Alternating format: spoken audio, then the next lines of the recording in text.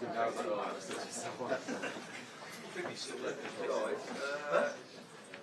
still physically there, they're just taking everyone off. They're asking for us to check on the mics, traffic, just to say, count to 5. 1, 2, 3, 4, 5, 6, 7, 8, 9, 10. 1, 2, 3, 4, 5, 6, 7, 8, 9, 10. Yeah, lovely. Cheers.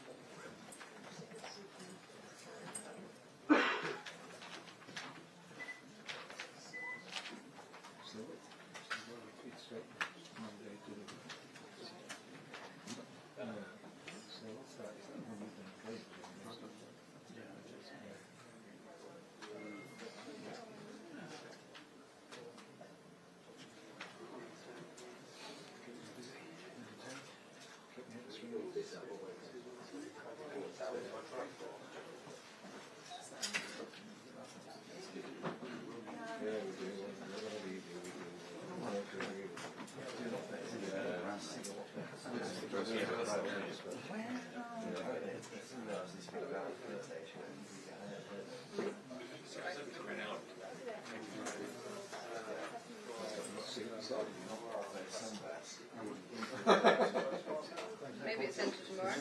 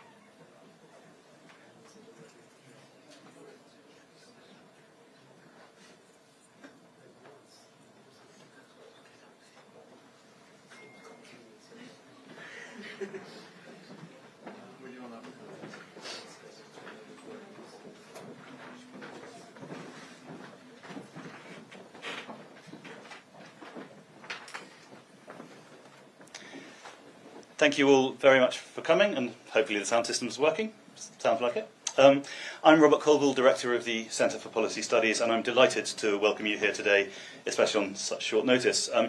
It's been 50 years since the CPS was founded, and in the wake of a Conservative election defeat, to provide fresh thinking for the centre-right and for our country in general, one of those founders would rapidly become the first woman leader of the Conservative Party. She would usher in a political and ideological revolution that transformed first the Tories and then the country, winning general election after general election. So no pressure then, Kemi. In all seriousness, I'm delighted to welcome the Leader of the Opposition and Shadow Home Secretary for what I believe is their first major policy announcement of their tenures, and it's an announcement on a hugely important area. As I hope you all know, the CPS focuses its work on policies that make a real difference in people's lives. Growth, tax, infrastructure, energy, housing, and so on. In fact, one of the very first papers that I edited on taking this job was by a promising young MP called Chris Philp. So it's a great delight to have him here today. But in recent years, the CPS has also led the way in analysing the scale of post-Brexit migration, its changing composition, and its wider impacts, not least its impact on the demand for housing. Our research team, led by the brilliant Carl Williams, have made the argument for reforming our system of border control and ensuring that we really do focus on bringing in those who can make the greatest contribution to our country. So I'm very pleased, proud and honoured to welcome to the stage the Leader of the Opposition, Kemi Badenoch, and the Shadow Home Secretary, Chris Philp. Thank you.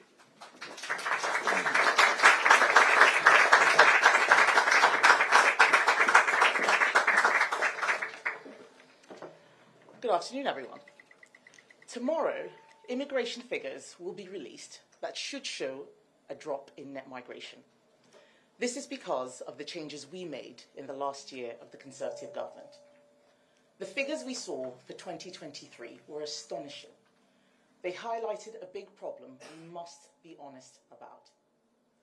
Even if we see a decline in tomorrow's data, the fact is immigration, both legal and illegal, is too high. Migration affects all of our lives in different ways. It certainly affected mine, and that is why I am happy to speak about it without fear. I believe our country is a beacon of light that shines all over the world, a place of security, opportunity, and prosperity, where people are treated equally. Millions want to come here, but we as politicians have to do right by the citizens of this country before anyone else. Our country cannot sustain the numbers we have seen.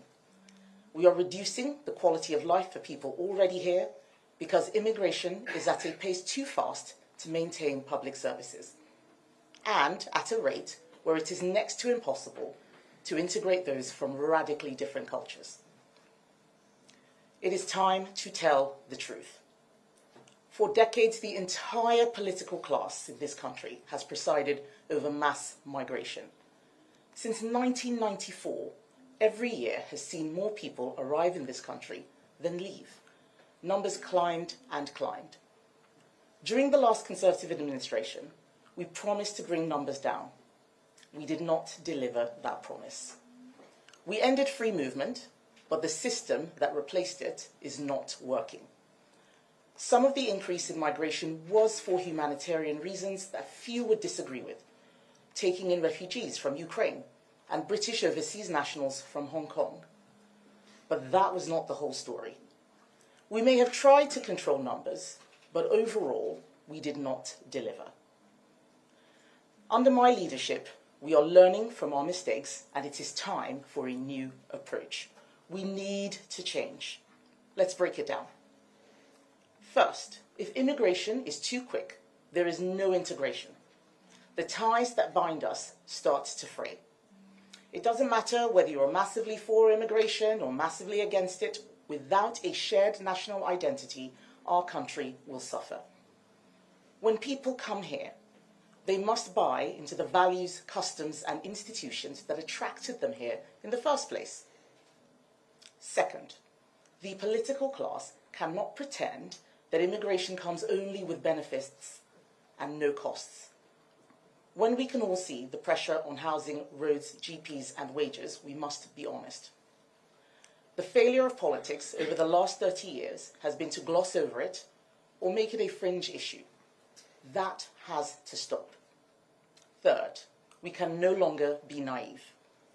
It's nonsense that we have allowed a situation where judges deem safe countries to be unsafe, where loopholes are willfully exploited by opportunists, where the latest legal ruses and wheezes are sent around the world on social media.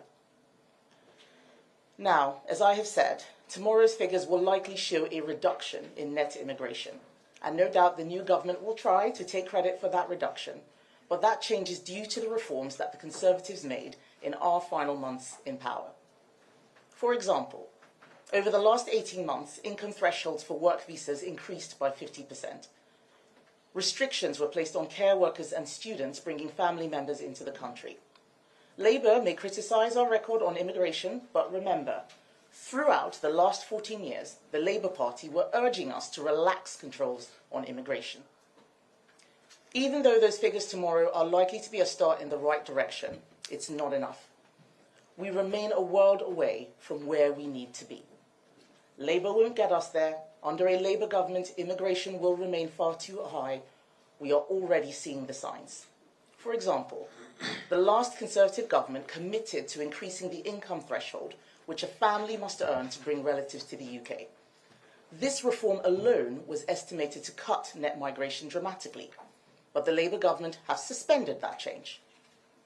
The Home Secretary wants a returns agreement with the EU, but that's the exact kind of agreement that saw us take more asylum seekers than were returned to the continent. So Labour won't change anything. The Prime Minister himself once said that there is a racist undercurrent which permeates all immigration law. And of course, he and his cabinet fought against the end of free movement. They scrapped the Rwanda deterrent before it had even started. And we are already seeing the inevitable result as more and more people cross the channel, with significantly more arriving than last year. Labour have no serious plan for ending illegal migration. As the former head of the Border Force has pointed out, enforcement on its own will never solve the problem. People know that if they can make it to the UK, they will be able to stay. We must end that. The result of Labour's policies will be consistently high illegal immigration throughout this Parliament and insufficient action on legal migration. But we are not in government now. We are the opposition, and our role now is to hold the government to account. Our government's primary responsibility must be to its own citizens. Yes, economists sometimes argue that immigration can increase a country's wealth, but they are not thinking about the effect on individual people. In government, there's little detailed analysis about the impact of different types of immigration on living standards or on wage levels. There's even less analysis on the pressure on public services or housing or the welfare system as a result of mass migration. Sometimes there's even a squeamishness about discussing the negative aspects of immigration. This is not just a question of money, it's a question of fairness. And perhaps most importantly, most British citizens don't want to change what's good about our country. Even those who have recently arrived don't want to change these things. They came here because of what our country is, a secure and free society. Most people want to preserve that. So we need a new approach. We will not accept the claim that we can only deliver growth by accepting mass migration. We need a new approach which will mean that young people can build their lives in a country which does not have these pressures on housing and public services. And a new approach that starts by asking why government doesn't seem to be able to deliver that. The answer is because the system is broken. And until you accept that, any politician, all politicians are doomed to fail. We have to get the diagnosis right. So, we will review every policy, treaty, and part of our legal framework, including the ECHR and the Human Rights Act. And in designing our detailed policies, we will put the following elements at the core. A strict numerical cap, with visas only for those who will make a substantial and clear overall contribution. A fully transparent approach, publishing all the data, so that for the first time, everyone can see the real costs and benefits of different types of migration. A reconsidered approach to citizenship and settlement, making the path to a British passport a privilege to be earned, not an automatic right. zero tolerance for foreign criminals remaining in the UK, and, of course, an effective deterrent for illegal migration. Overall, our plans will look at all immigration routes, family, study, asylum and work, and at all ways people can enter the UK. We will look at the access of migrants and any dependents to welfare and public services. And we will need to improve the data and economic modelling that decision makers rely on. But I want to end on something very simple. We can argue about the effects of migration on the economy, we can discuss the impact on public services and housing, and we haven't done that enough. But fundamentally, this country is not a dormitory or a hotel. It is our home. We need to look after it. I want to rebuild the trust between the Conservative Party and the British people. I know we have a lot of work to do, but the first step is to accept that mistakes were made and to learn from them. As the new party leader, I want to acknowledge that we made mistakes. Yes, some of these problems are long-standing. This is a collective failure of political leaders from all parties over decades. But on behalf of the Conservative Party, it is right that I, as the new leader, accept responsibility and say truthfully, we got this wrong. I more than understand the public anger on this issue. I share it. The Conservatives will develop a detailed plan for immigration to put before the British public before the next election. They will have a clear choice: the policies of Labour, which are doomed to fail, or a new, coherent plan. It's time to tell the truth on immigration. And over the coming months, that's exactly what I'm going to do. Thank you. Great. Well, thank you, Kemi, for that. Let me start by saying, as the new Shadow Home Secretary, that over decades, under successive governments, immigration has been far too high. Since 2010, net migration added 3.7 million people to our population. That is more than the population of the whole of Wales. It is the equivalent of 8 cities the size of Liverpool. Annual net migration has recently exceeded 700,000, and gross arrival numbers reached 1.2 million. Immigration at this scale is not acceptable, and the public agrees. 64% think immigration is too high, just 6% think immigration is too low. And Professor Brian Bell, the chair of the Independent Migration Advisory Committee, described recent levels of immigration as, and I quote, unsustainable. Professor Bell is right. High immigration has placed huge strain on housing, with net migration creating demand for 120,000 new homes per year. Public services, like healthcare, education and transport, are under strain. But it matters for our society too. Because for a nation to succeed, we need to be united in our values and share a sense of national identity and culture. And the truth is, this is undermined when large-scale immigration occurs, especially without integration. Speaking honestly, I am troubled that over 1 million people in the UK, over 1 million people, can't speak English either well or at all. For some nationalities, adult workforce participation is at or below 50%, with even more stark differences for women. In some parts of London, over 1/3 of the population is relatively newly arrived, and in one part of East London, 73% of school children do not speak English as a first language. Now, these are real issues caused by high immigration without integration. Now, you often hear people, including government bodies, saying that we need immigration for workers and for economic growth. But the truth is, the vast majority of recent arrivals did not come here to work. Only 15%, just 1 in 7, of non-EU visas in the last 5 years were issued primarily for work purposes. And even there, for every worker who arrived, on average they brought an extra dependent along with them. Huge numbers of visas were issued for study and for family, with only a minority of those ending up in work.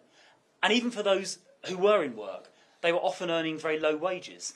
In 2022-23, around half of those who arrived on worker visa routes were earning barely more than the minimum wage. And 68% of migrants here working, 68% earned less than median earnings. And this should concern us because recent OBR analysis showed that low-wage migrant workers are fiscally negative. That means they cost other taxpayers more than they contribute for every single year of their life. Now, of course, we should welcome limited numbers of high-skilled workers who contribute financially or who fill genuine skill gaps. Research scientists in financial services, in technology, medicine, engineering, we like engineers, and in advanced manufacturing. This can work for us. But mass low-skilled migration actually reduces productivity and makes public finances worse. So, rather than businesses reaching for large numbers of cheap migrant workers to fill low-skilled vacancies, we want those businesses instead to invest more in cutting-edge, labour-saving technology and mechanisation. And our competitor economies, places like Australia, like South Korea and Singapore, are doing this already in sectors from agriculture to construction to healthcare, and we in the UK can do the same. Now, it's also very relevant that over 9 million adults are economically inactive. That is an increase of around 10%, an increase of 850,000 since the pandemic. So businesses urgently need to recruit those people back into the workforce instead of importing low-wage migrant workers. And the government needs to make sure those people have the right skills and that the benefit system is toughened up to incentivise work. Now, as Kemi said, there is one thing we know for sure in all this. We can't trust Labour on immigration. They have already suspended the last Conservative government's measures to further tighten up the rules around legal migration that had been due to come into force in April of next year. Almost as soon as they were elected, they cancelled the Rwanda deterrent before it had even started, leading to a 23% increase in small boat crossings since the election compared to the same time last year. And in opposition, Labour voted 134 times against measures to toughen up on illegal migration, including voting against tougher prison sentences for the people smuggling gangs they claim to want to smash. And Labour MPs and ministers now seem reluctant to talk much about immigration at all. The truth is, they don't have the answers. Now, by contrast, Conservatives in government did take some steps to reduce net migration, and as Kemi said, we may see the early effects of that in tomorrow's figures. But it is also true that we need to go much further and take tougher measures, as Kemi set out a few minutes ago. And those tougher measures will include a hard cap on numbers and zero tolerance for illegal migration. So with a new leader, the Conservatives will develop a new approach. We will now take the time needed to develop a carefully thought-through plan that we know will work. It'll be a plan that will deliver what the British people are asking for. And now I think there are some questions from the media with us today, I believe starting with Joe Pike from the BBC, who I can see, I think, lurking by the screen at the back. Joe Pike, BBC News. Two things, Kemi Badenoch. Firstly, you talked about providing an effective deterrent. Is it still your party's policy to reintroduce the Rwanda scheme? And secondly, you'll have heard that PMQ's Keir Starmer not rule out a law to ban criticism of profits. What's your take on possible blasphemy laws? Okay. So on the deterrent, we still believe that a deterrent is necessary as part of a proper immigration policy. And it is not just us that thinks this. You know, Ursula von der Leyen has said that offshore processing is going to be required. Now, we don't know where we're going to be in 4 years' time. It may be that there have been changes between what the Rwandan government was offering that we put out, but we certainly still want a deterrent. We would not have cancelled the Rwanda plan before it had even got started, like Labour did. And I'm against blasphemy laws. Yeah, and on the deterrent point, the National Crime Agency have said that you need a deterrent in order to stop the boats. Simply law enforcement alone, although it's important, and of course it was happening under the previous government, that alone will not work. And that is why we've seen that 23% increase year on year in small boat crossings since the election. It's because the deterrent was cancelled before it even started. And as Kemi said, the Labour government are out of step with where the rest of the world is heading, with even Ursula von der Leyen calling for offshore processing. Okay, I think next we have Chris Philp from GB News. Thank you, Chris Philp. Kemi Badenoch, you said there you got it wrong on immigration. Chris Philp said we can't trust Labour on immigration. But why on earth should voters trust either of you two or your entire party for completely cocking up controlling net migration for the past 14 years? Why would you say today, for example, that the firm cap will be fewer than 100,000 arrivals a year? So we're not setting out numbers because you've got to build that in to a full plan. What we have set out today is a framework for how we're going to be carrying out our immigration policy and how we are going to be holding Labour to account. It's not good enough just to complain about what they're doing. We have to explain why it is the wrong way of going about things. But you asked, why should people trust us? To earn back trust, you need to acknowledge where you got things wrong. And we are acknowledging today that while we may have tried, we did not deliver. We brought in a points-based system, which I personally thought was going to only allow skilled migrants in, and instead it allowed a lot of people at low incomes and with dependents. So we are going to change that. But we want people to know that we recognise their frustration, and in many cases, certainly in mine, we share it. Thank you. Great, so next is Steve from The Times, Steve Swinford. Do you still see leaving the ECHR as an easy answer, or is that something you're more open to now? I know you spoke about reviewing the roles of regulations and the ECHR as part of that. I have always said that leaving the ECHR is not a silver bullet. It's not even the most radical thing that we probably will have to do.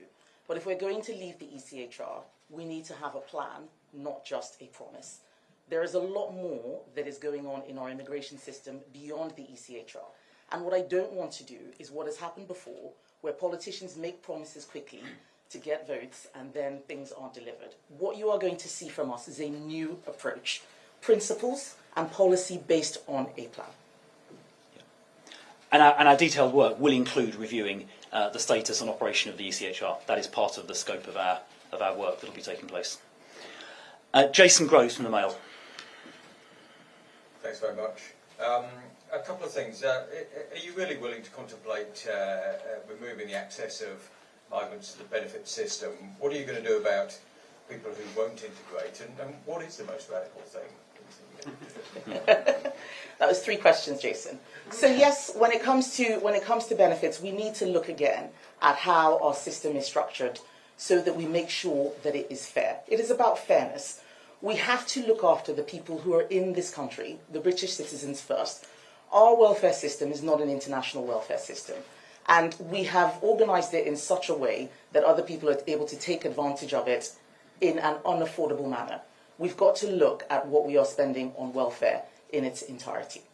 So what I'm saying to people today is that, yes, we acknowledge that mistakes have been made, but we're now going to take the time to work through how we can do this as quickly as possible, how we can bring numbers down to a much more manageable level. We still want good people to come to our country. We are an amazing place. It's no surprise that millions of people want to come here, but we have to look after what we have. We cannot just take it for granted that things are always going to be okay and that it doesn't matter and that we don't need to look at how integration works. Now, what I'm not doing is setting out a full-on integration plan. That's what we're going to be doing over the coming months and years. But I think that when we do have it, the British public will like it. Great, thank you. Amy Lewis from ITV. Thank you. I mean, you've talked about getting things wrong, but isn't it just a case that you're saying all of this because of the rise of reform and you've lost so many voters from that and you need to address that before the general election? Well, I think it's important that when you have new leadership, you set out what the new approach is. Obviously, if we were still in government, then we'd be saying something different. Perhaps the British public did like the previous policy. But I can say, hand on heart, that I share the frustrations of the British public and in many cases, their anger. We need to fix this. The system is broken. We can't just ignore it and pretend that the problem will solve itself. And what I am worried about is that Labour will assume that because they've won, people like their immigration policy. Because people voted reform, we have now got a Labour government. However, I think that there is a dissonance between what people want, which is lower and better migration, and what Labour is offering. You look at what they have done since they came in, they haven't set out anything meaningful on immigration. A few slogans here and there about smashing the gangs. I think they had a press conference when they arrested one person, for example. This is not serious. Great, thank you, Amy. So I'm going to turn now to Tamara Cohen from Sky.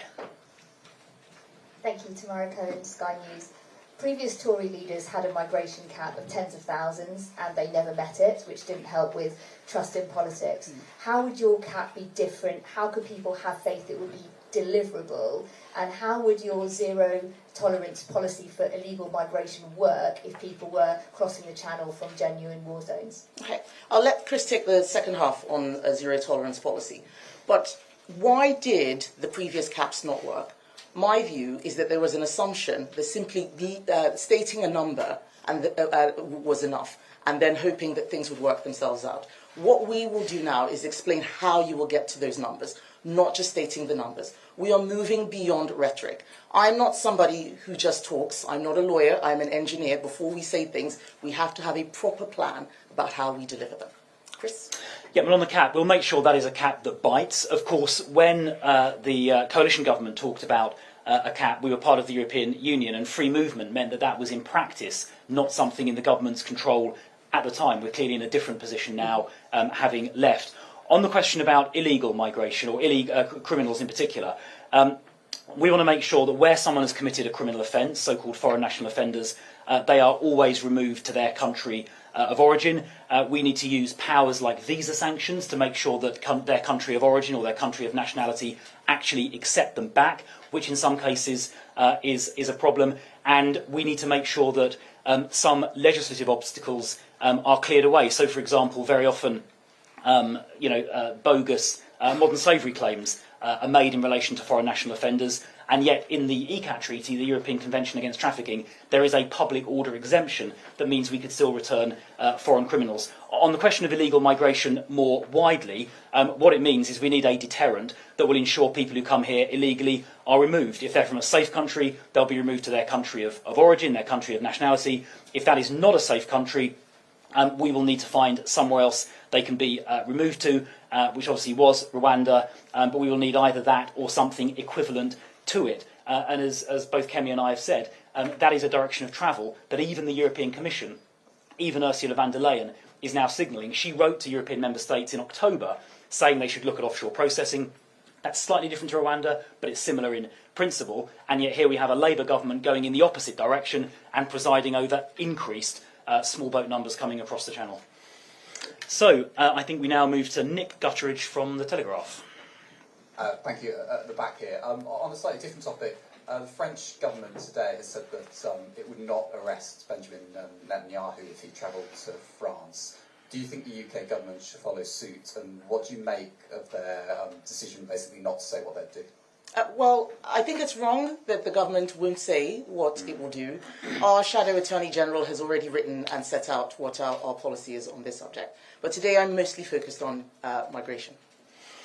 OK, there we are. And the last question goes to Jack Elsom from The Sun. Thank you very much. Just on the deterrence point, you said that lots of countries are looking at offshore processing. Is it still your ambition to have a deportation scheme like Rwanda rather than just offshore processing, which you acknowledge was different? And secondly, Ms Badenoch, before you talked about how civil servants in the Home Office are thwarting plans to get immigration down, how would you get the Home Office machine to stomach your changes? Well, shall I take the first question first? So on the model, I do think that the Rwanda model, which is sometimes called outsourcing, is a better model because it means that everybody is removed out of the jurisdiction, regardless of whether their asylum claim is valid or not. Whereas on the offshoring processing model, which is what Italy is currently trying to do with Albania, although it's receiving challenges, it's different. That's where if the person gets the claim accepted, they can come back to the country they went to. I think that is not as good as the Rwanda model, because the Rwanda model means everybody, regardless of the validity of their claim, ends up in that third safe country. And for this deterrent to be fully effective, I think that is what you need. So offshoring is better than nothing, but I think the Rwanda model is even better than that. Thank you, Jack. So on that question, I've been very clear that I do think we need to look at culture as well. When I wrote my first op-ed on migration, I said that numbers matter, that culture matters more, and leadership is what ties it all together.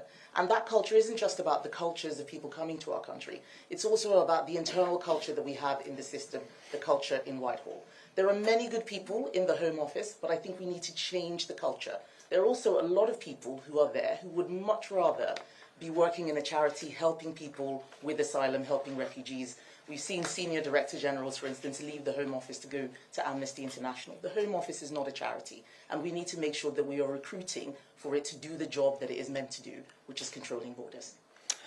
Right, well, I think that concludes the questions. So just a word to say thank you to those people who joined us. This is the beginning of a conversation and the beginning of the policy development that will happen in the coming months and years. Thank you. Thank you, everybody.